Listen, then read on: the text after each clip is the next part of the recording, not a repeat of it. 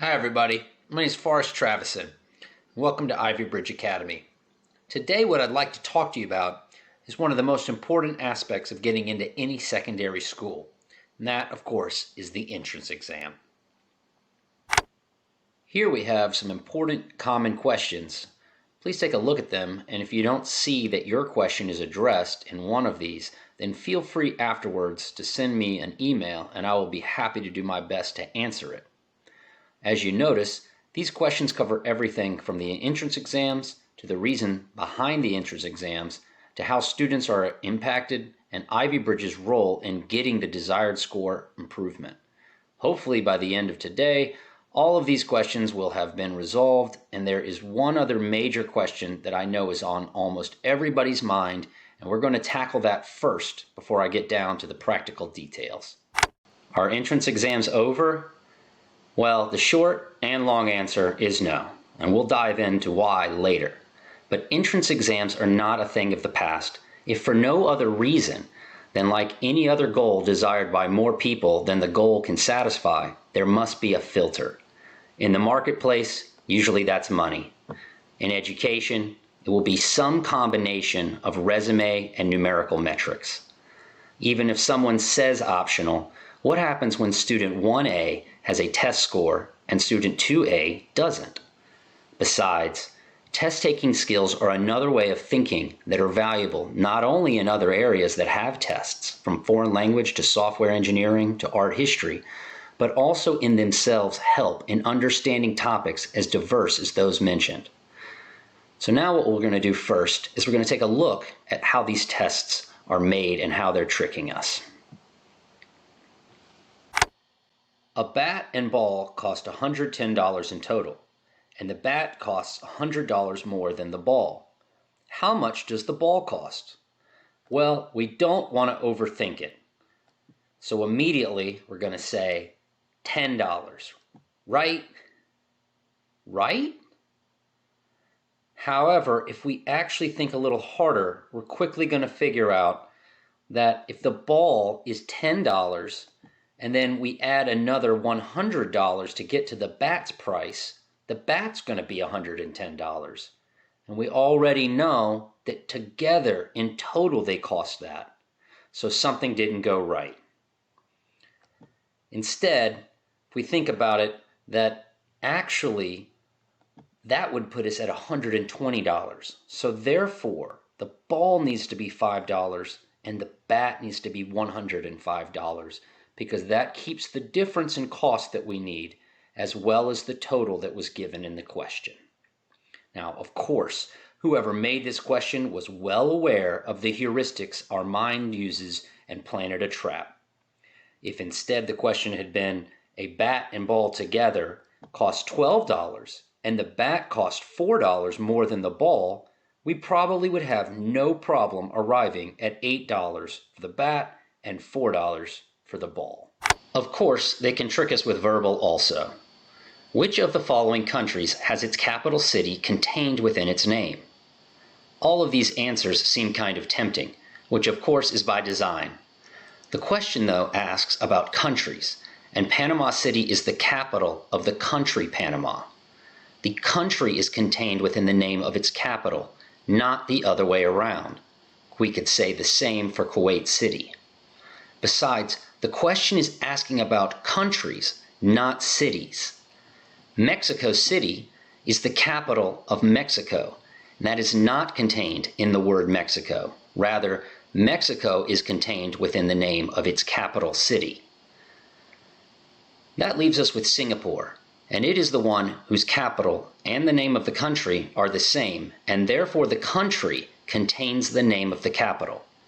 Now, they are not actually going to test any knowledge like this, but it is an example that shows what kind of tricks that they can use in a verbal section as well.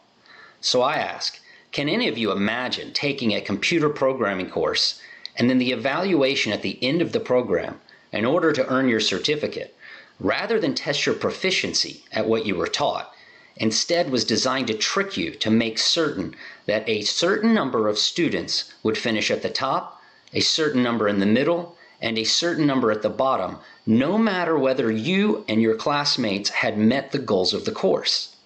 That's what's happening here. The exam architects cannot easily achieve the bell curve by testing knowledge, so they test something else. And now there's an arms race between test prep and test design. So what are they actually trying to do? They aren't trying to trick us for no reason. Their mission is to separate the high performers, middle performers, and low performers. And to be honest, they're quite good at achieving this goal. Schools have a limited amount of people to read the many applications that they get, so they set a minimum score in order to filter. Of course, the filter's unfair, but that's the game to be played. Our company doesn't sympathize with the admissions, but explains their position so we can understand it. They want to decide more easily between candidates because it is very difficult and time-consuming to evaluate whose GPA is more valuable based on school, or even harder, whether a summer spent saving the environment is better than being so good at horseback riding you were chosen to be in a commercial, or winning the state poetry competition. Is drama club better than the football team, or better than hosting an exchange student? The admissions officers don't want to make that complicated decision. They want something simple, and that is where the test score comes in. So how are they going to accomplish this goal? They don't test knowledge, because that would lead to some years having a lot of high scores and other years having a lot of low scores, because if someone has correct knowledge or doesn't, then they're either right or wrong regardless of a curve, and that won't help the admissions. So rather than testing knowledge at all, they are going to make a test that can trick people, because all the test maker wants to do is make this bell curve, a curve that the admissions officers can hang their hat on something that seems solid. Essentially, they have to separate people, not because they're smart or interesting or hardworking, but because they don't want to take the time to get to know an individual. All of this seems like an unfortunate requirement. However, there's a way we can look at it positively. Consider the amount of time it would take to develop a great GPA or learn how to ride a horse for a commercial. For the big picture, an important and necessary requirement for students is to do well on the entrance exam. But they can spend a relatively small amount of time for a very big impact. So we think about it in terms of an opportunity created by a flawed system. Their GPA and extracurricular activities are developed over years or their whole life.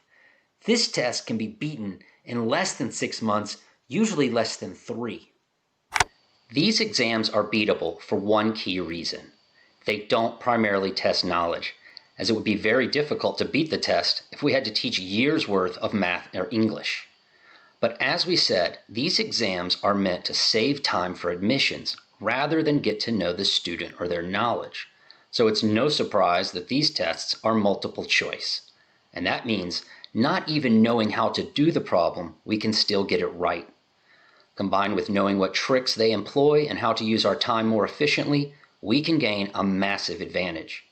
As we will see, we can eliminate answers without even knowing the fundamental way to do the problem, allowing us, instead of having a 0% chance if it were free response, or worse than a 25% chance on hard problems that might trick us, we can have a 50-50 or better chance. In fact, sometimes just for fun, I'll take an ACT reading section and not read the passage, not read the questions, and only read the answers, and I'm still never lower than 50%, usually getting 7 or 8 out of 10. Therefore, our mission is to get the student to think like the test maker. Not only do our methods open the student's eyes to the tricks and shortcuts, but it also gives them confidence and a more thorough understanding, similar to the idea that when you are able to teach a subject, that is when you have truly mastered it. Specifically, it means that in addition to the fundamentals that they have learned in school, they will need some additional skills and very likely additional vocabulary. These are the grand ideas. Let's go see what they look like in practice.